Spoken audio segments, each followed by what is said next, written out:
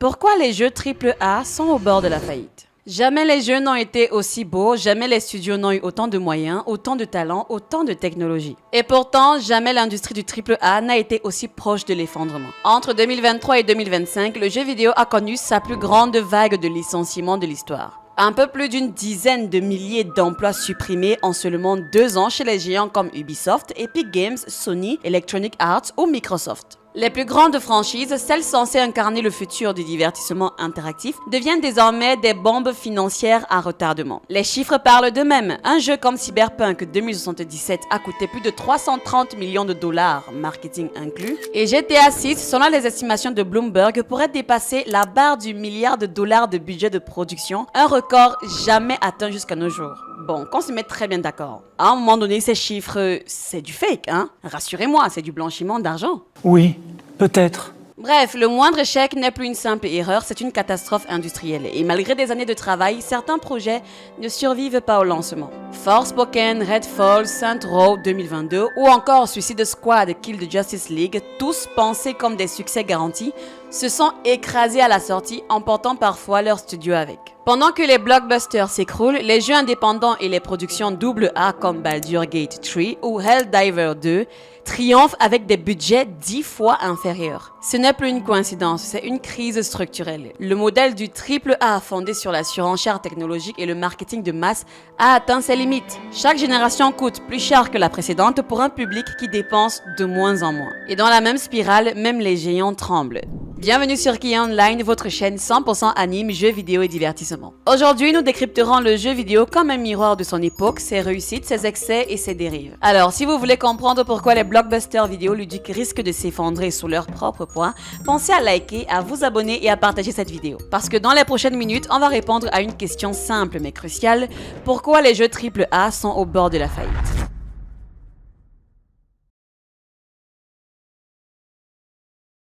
Pendant longtemps, le terme AAA signifiait l'excellence. Aujourd'hui, il évoque surtout dépenses incontrôlées. Les budgets de production n'ont jamais été aussi élevés et les risques aussi vertigineux. À la fin des années 2000, un grand jeu coûtait entre 20 et 40 millions de dollars à produire. En 2024, la moyenne d'un AAA dépasse les 200 millions sans compter la promotion.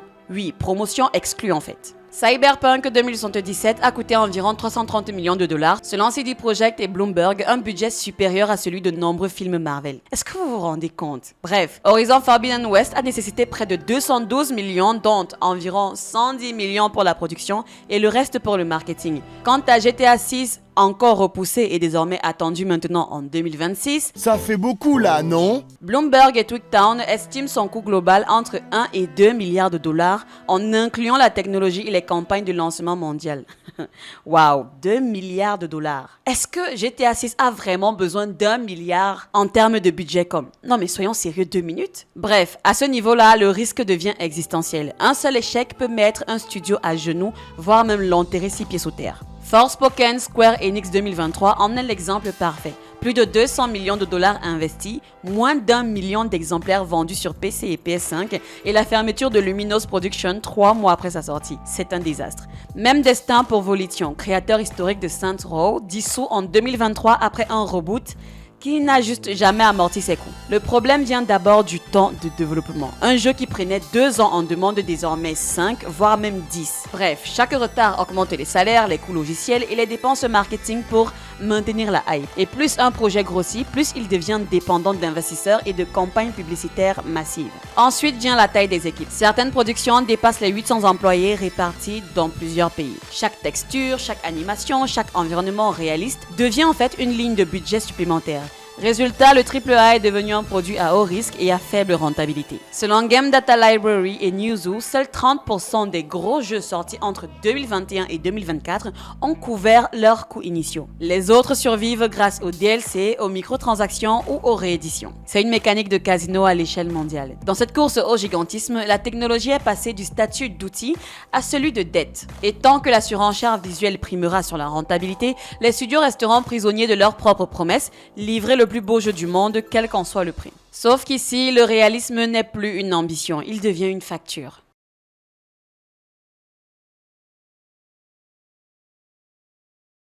Depuis 10 ans, le jeu vidéo AAA poursuit un rêve, atteindre le réalisme total, le réalisme complet. Des visages toujours plus humains, des villes entières simulées, des ombres dynamiques, des particules à la milliseconde. Mais à mesure que l'image devient parfaite, le coût de cette perfection explose. Chaque génération de consoles fixe une nouvelle norme visuelle et les studios n'ont plus le choix. Ils doivent suivre. Le moteur Decima de Guerrilla Games, Frostbite chez EA, Anvil chez Ubisoft, tous promettaient efficacité et liberté technique. Mais la réalité, c'est que ces outils internes sont devenus des labyrinthes coûteux. Chez EA, plusieurs équipes ont témoigné anonymement dans Polygon que Frostbite rendait en fait le développement 3 fois plus long pour des jeux qui n'étaient même pas conçus pour lui, notamment Mass Effect Andromeda et Dragon Age Inquisition. Résultat, des retards, des bugs et des coûts de qualité assurance qui explosent. Le moteur Anvil, optimisé de base pour Assassin's Creed, doit désormais supporter Skull and Bones, Avatar Frontier of Pandora et d'autres projets aux échelles démesurées. Chaque titre doit recréer une ville ou un monde complet avec des assets uniques, des PNJ dynamiques, des climats procéduraux. Mais plus le monde devient crédible, plus il devient cher à maintenir. C'est une spirale où la prouesse technique finit par étouffer la créativité. Et cette illusion de réalisme n'a pas qu'un coût financier, elle a un coût artistique. Quand tout est photoréaliste, plus rien n'est marquant. Les jeux se ressemblent, les palettes de couleurs se standardisent, les visages se copient. Même The Last of Us Partie 2, souvent cité comme un chef-d'œuvre, a connu 6 ans de production et plus de 200 développeurs permanents sur la seule animation faciale. Oui, 200 développeurs permanents sur la seule animation faciale. Certes, le résultat est impressionnant, mais à quel prix? L'autre piège, c'est la dépendance technologique. Les outils changent plus vite que les projets n'avancent. Entre le début et la fin d'un développement, le moteur graphique a souvent évolué 2 ou 3 fois. Les équipes doivent donc tout recoder, tout réadapter et recommencer les tests. Les coûts s'accumulent, les délais s'allongent et chaque génération devient un mur plus haut à franchir. Ce réalisme censé rapprocher le jeu du cinéma a fini par transformer les studios en usines à polygones. Et à mesure que les budgets gonflent, les marges se réduisent. Les éditeurs se retrouvent piégés dans une logique simple, investir toujours plus pour séduire un public qui, lui, ne paiera jamais plus cher qu'avant. Triste réalité. Le réalisme n'est donc plus un objectif artistique, c'est une contrainte industrielle.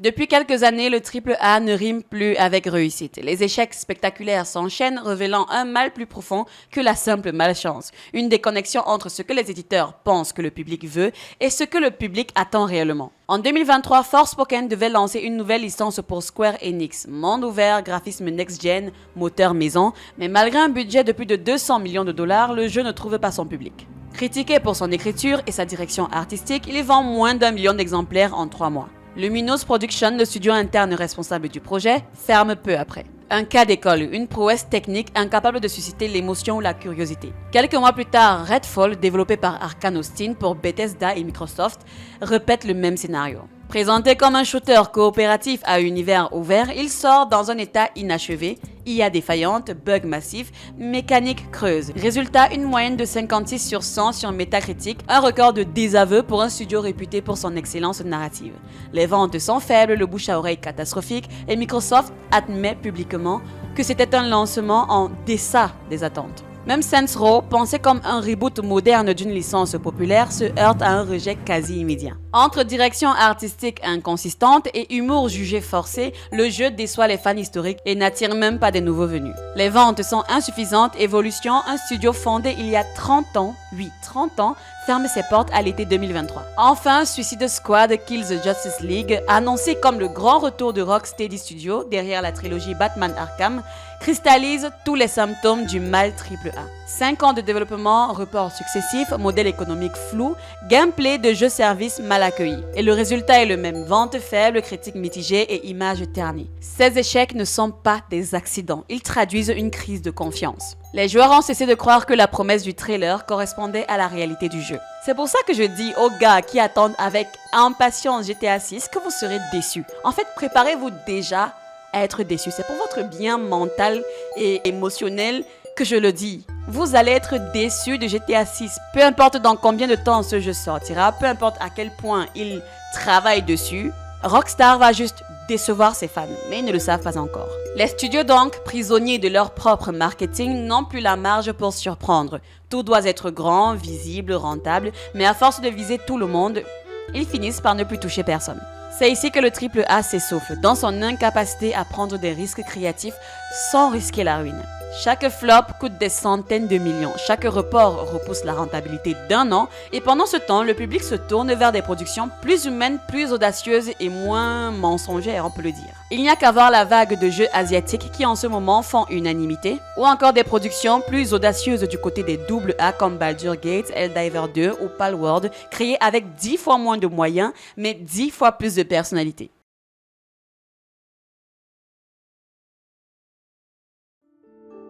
Si les AAA vacillent, c'est aussi parce que leur modèle économique n'a plus d'équilibre. Les coûts montent, mais les revenus, eux, stagnent. Les prix du jeu vidéo, figé depuis 20 ans autour de 60 à 70 euros, n'a jamais suivi l'inflation. Pour compenser, les studios ont multiplié les modèles parallèles, abonnements, microtransactions, contenus additionnels, mais cette diversification a fini par brouiller le lien entre le joueur et le produit. L'arrivée du Game Pass de Microsoft a accéléré la fracture. Pour le joueur, c'est juste une aubaine. Accès illimité à des dizaines de titres récents pour un abonnement mensuel. Mais pour les studios, c'est un casse-tête. Les revenus issus des abonnements sont fixes et plafonnés, alors que les coûts de production, eux, explosent. Selon un rapport de Ampere Analysis, les jeux distribués via abonnement gagnent en visibilité, mais perdent entre 20 et 35% de revenus directs par rapport aux ventes classiques. Un système viable pour les jeux indépendants ou les productions moyennes, mais destructeur pour les blockbusters à 200 millions. L'autre changement majeur, c'est la dépendance croissante aux jeux-services. Ubisoft, EA, Square Enix ou encore Warner Bros.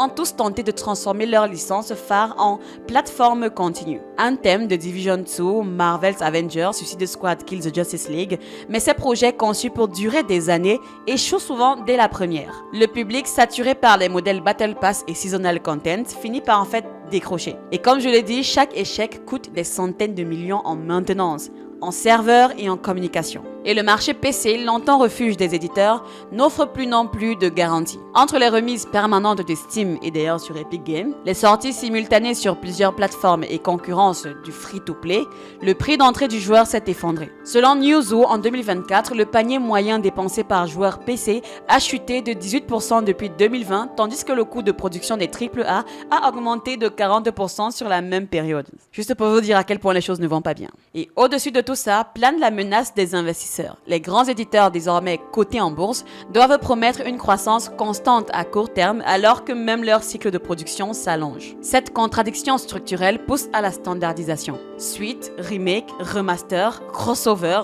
on ne crée plus pour innover mais pour rassurer. Le AAA est donc pris en étau. Trop cher pour être flexible, trop lent pour suivre le marché, trop dépendant des actionnaires pour oser surprendre. Et chaque tentative de se réinventer, qu'il s'agisse du Game Pass, du cloud gaming ou de l'intégration d'IA générative, ne fait qu'ajouter une couche d'incertitude à un modèle déjà fragile. Entre la passion donc et la rentabilité, le jeu vidéo n'a plus le temps de respirer.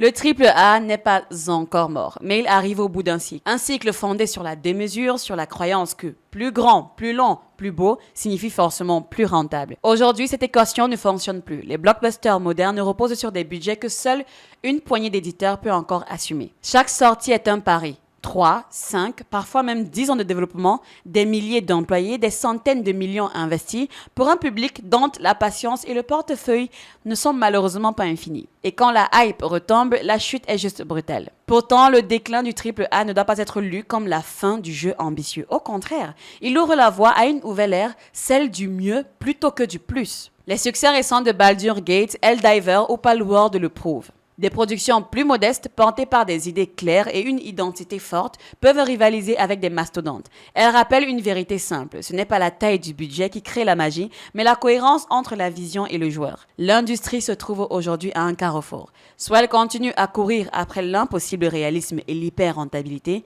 quitte à s'effondrer sous son propre poids, soit elle trouve ce qu'elle avait perdu, l'audace et la sincérité. Le AAA ne disparaîtra pas, mais il devra en fait se réinventer, revenir à des budgets soutenables, repenser ses équipes, ses ambitions et surtout son rapport au risque. Car sans risque, il n'y a pas de chef-d'œuvre. En définitive, cette crise du AAA n'est pas un déclin, mais une mue. Et peut-être qu'après 20 ans de gigantisme, le jeu vidéo a simplement besoin d'un peu moins de spectacle pour retrouver du sens. Merci d'avoir regardé cette vidéo jusqu'au bout. Si vous l'avez appréciée, pensez à lâcher un like, à vous abonner et à partager cette analyse autour de vous. Et dites-moi en commentaire, selon vous, le AAA peut-il encore se sauver? Merci une fois de plus et on se retrouve très bientôt pour une nouvelle exploration du monde vidéoludique.